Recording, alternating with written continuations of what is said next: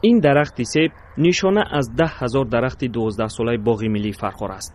اکنون جای 10,000 درختان 12 ساله را نهال‌های چند ماهه گرفته است. با دستور رئیس تازه تعیین فرخار همه این نهالان 12 ساله بریده شده است.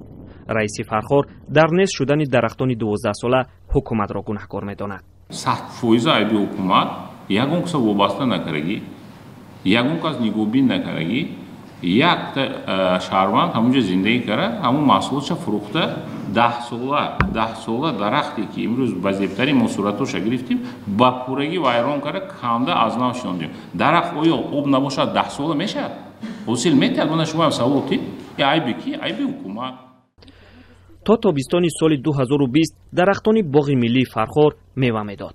همان سال 2020 در باغ سوختار به عمل آمد. از نبود آب و خاموش نشدن علنگه آتش دهها درخت را به کام خود کشید. مسئولین سابق باغ شکایت کرده بودند که رئیسان ناحیه به آن توجه ندارند. بعد گزارش رادیوی آزادی در سال 2020 به جای 2000 درخت سوخته و از بی‌آبی خشک شده نهال شنانیدند. آن نهالان را با دستور رستم رحمتزاده رئیس سابق از ولایت سوخت آورده بودند. خوشبختانه ما مبلغ جدا کردیم برای خریداری نمودن 2000 بیخ درخت. امروز تا پگاه درخت‌ها دسترس می شود. همون موضوعی که شما گرفته بودید برداشته بودید، ما حشری نتوانید بیاد اشتراک کنید. حالا از نهالان یک سال پیش شنونده رئیس سابق هم نشانی نیست. ساکنان میگویند که اکثر درختان 12 ساله خشک نشده بودند. این هم گل کردن درخت 12 ساله است. اما با گفته ساکنان هر رئیس به آمدنش میخواهد با هر راه و واسطه کارشان را نشان دهند. 12 سال پیش قربان حکیمزاده رئیس ولایت ختلان در این مکان باغ ملی بنیاد کرده بود.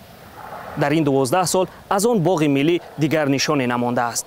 حالا جای آن درختانی که 12 سال پیش شنونده شده بودند درختان نو گرفته است.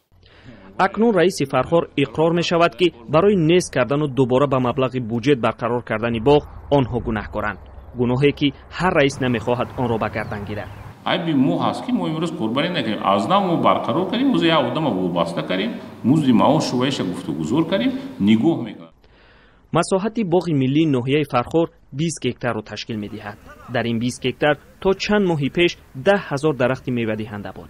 تا 3 سال پیش میوه‌های این باغ در نمایش و عید و چاره‌بینی‌ها استفاده می‌شدند، اما دیگر از آن درختان 12 ساله نشانی نیست.